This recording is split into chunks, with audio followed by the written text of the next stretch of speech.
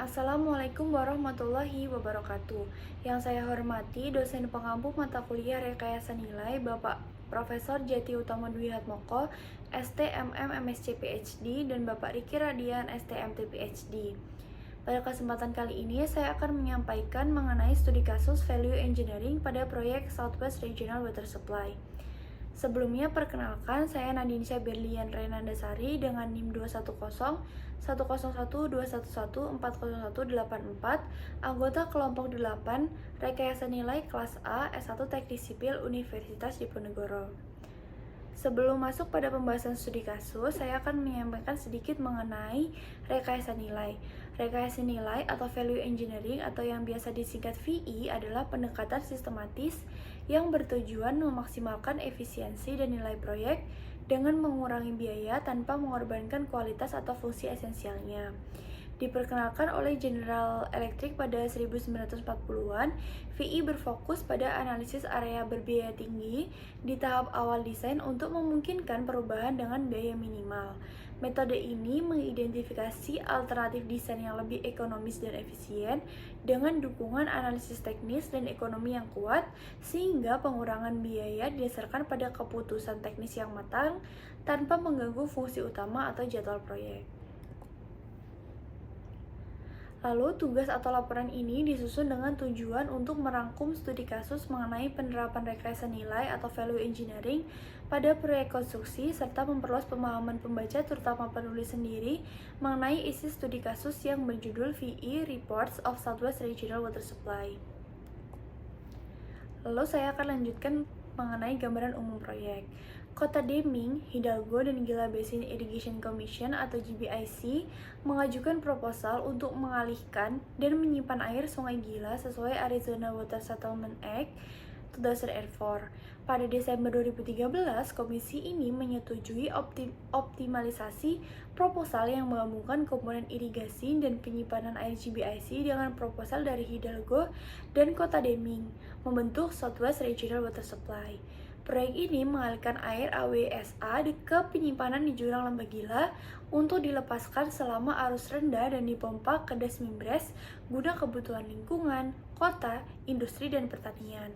Pipa SRWS akan dibangun di sisi kanan Highway 180. Berikut adalah lokasi proyek pengalihan irigasi yang akan direncanakan dari Gila River sampai ke Kota Deming seperti yang tertera pada gambar. Selanjutnya, ruang lingkup penerapan VE pada SRWS. Yang pertama yaitu tantangan, potensi, dan masalah teknis. Yang kedua, mengidentifikasi dampak kekeringan. Ketiga, meminimalkan biaya energi dan jejak karbon. Keempat, mengkaji mengenai dampak lingkungan. Dan yang kelima, menunjukkan sebuah sistem yang sinergis dengan tujuan untuk memenuhi kebutuhan air.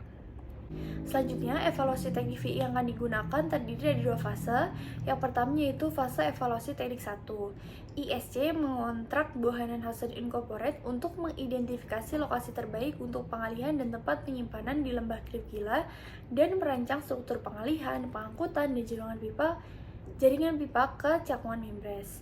Staf ISC juga mengontrak RJH Consultant Incorporated untuk melakukan tinjauan teknis independen terhadap studi tahap 1 BHI, mengidentifikasi masalah teknis yang signifikan, dan memberikan rekomendasi perbaikan. Hasil kajian RJH menunjukkan bahwa BHI telah menerapkan tahap investigasi, pengumpulan data, dan analisis yang sesuai. Meskipun terdapat beberapa isu utama seperti hasil air AWSA, geologi tempat penyimpanan, dan sedimentasi yang belum dibahas secara memadai dalam draft final laporan rekayasa awal yang berpotensi menimbulkan tantangan teknis yang signifikan. Lalu dilanjutkan fase evaluasi teknik 2. Setelah selesainya tahap 1, ISC mengontrak BHI untuk melakukan evaluasi teknik tahap 2 terhadap proposal SRWS. Dengan menggunakan investigasi lapangan tambahan termasuk survei baterimetri geomorfologi dan mengambil sampel geofisika atau geoteknik, serta pemodelan dan analisis desktop, konsultan menghasilkan 3 alternatif baru untuk pengalihan dan penyimpanan dalam laporan rekayasa awal, Preliminary Engineering Report atau PER, yang kesemuanya memenuhi tujuan proyek. Selanjutnya, metode studi VE yang digunakan tadi dari beberapa tahap. Yang pertama yaitu tahap informasi, dilanjutkan tahap analisis fungsi, lalu tahap kreatif, lalu tahap analisis, kemudian tahap pengembangan, dan yang terakhir yaitu tahap presentasi.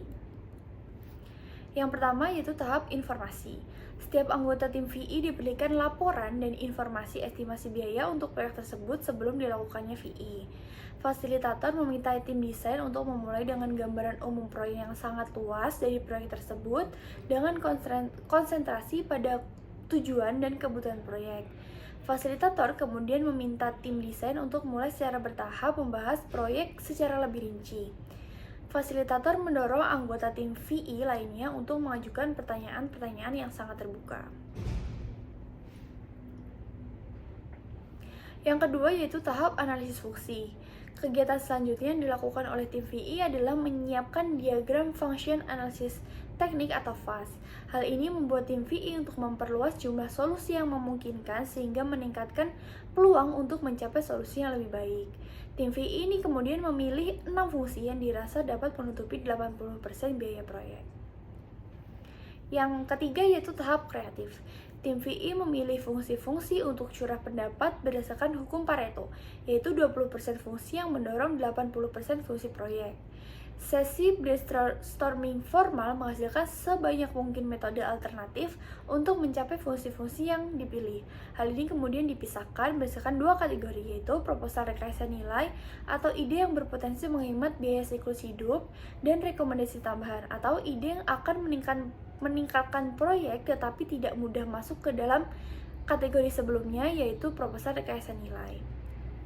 Yang keempat yaitu tahap analisis. Analisis kasar dilakukan dengan terlebih dahulu meloloskan atau tidak meloloskan ide-ide yang telah didapat pada brainstorming, kemudian menggabungkan atau mengelompokkan ide-ide yang serupa.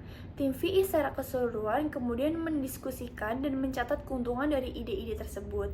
Ide-ide yang bertahan atau dipilih dalam diskusi ini dipilih sebagai kandidat untuk pengembangan lebih lanjut oleh masing-masing anggota tim.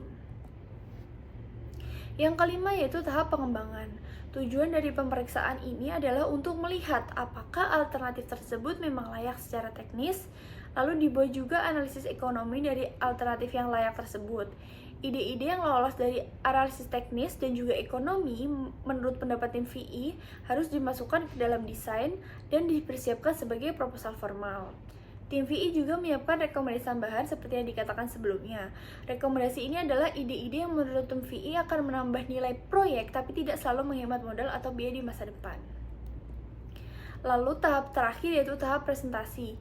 Semua proposal, rekomendasi tambahan, dan ide-ide yang dianalisis dicatat selama studi VI dan dikompilasi dalam laporan awal untuk dipresentasikan kepada Dewan Peninjau untuk dipertimbangkan.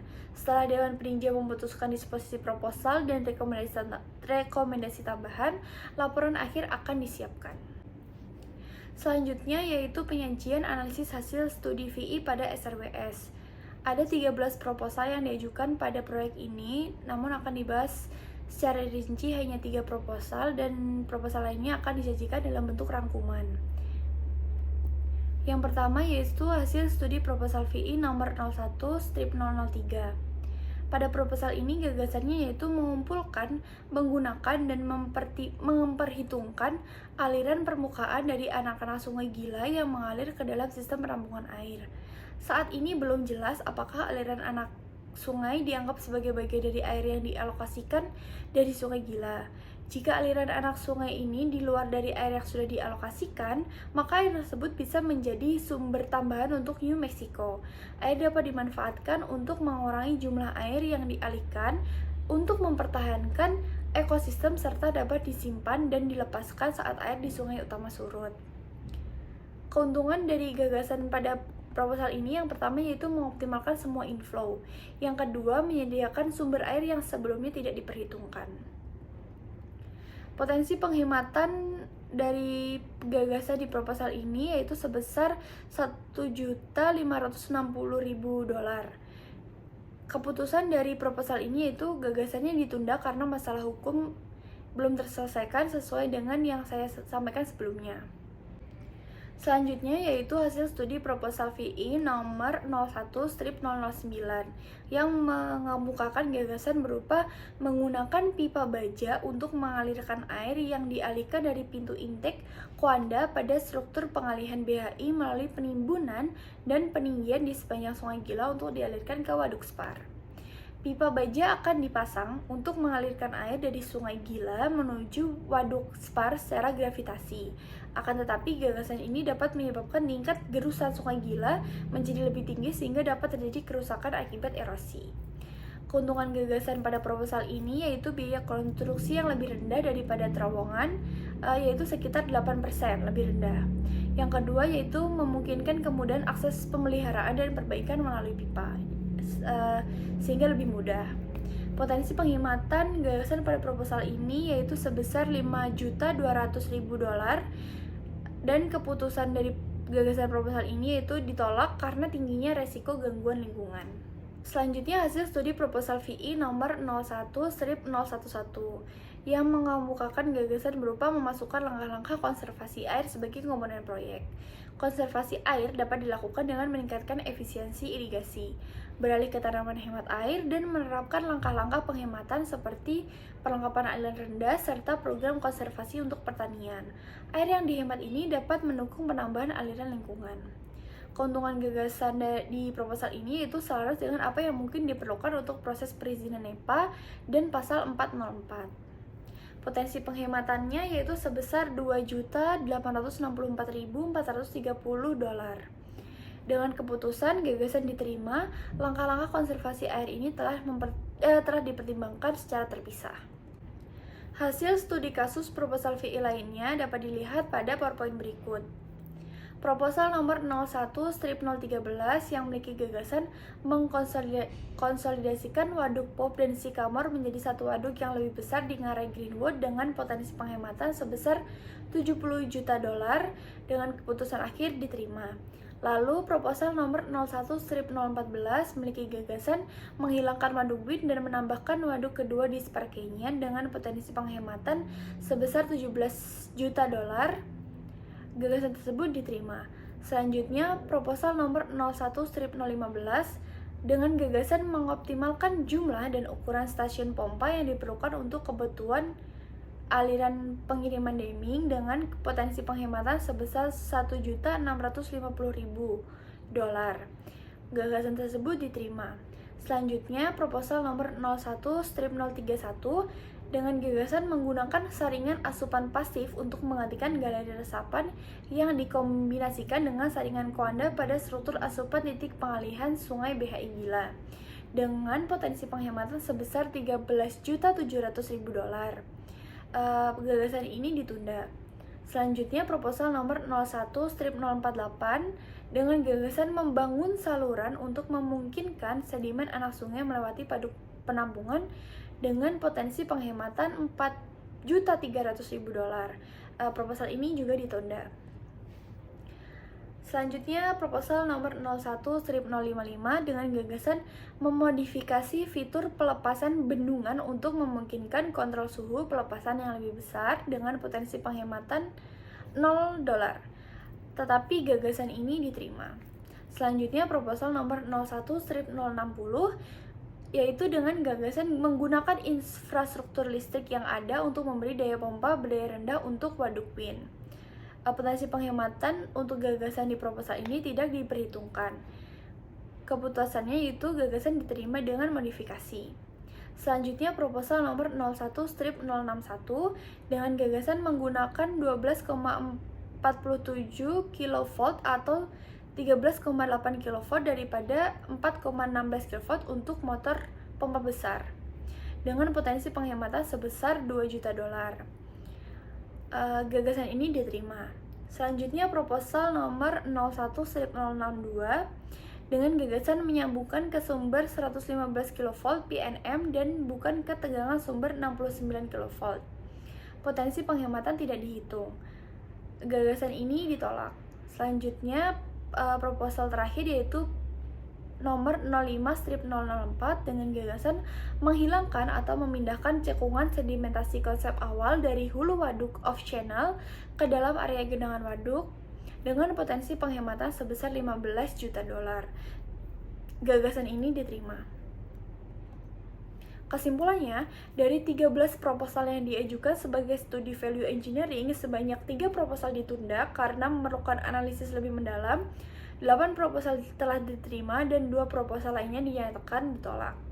Keputusan terkait penerimaan, penundaan, atau penolakan setiap proposal telah melalui evaluasi yang menyeluruh oleh tim ahli. Sekian presentasi saya mengenai studi kasus value engineering Southwest Regional Water Supply. Terima kasih atas perhatiannya. Wassalamualaikum warahmatullahi wabarakatuh.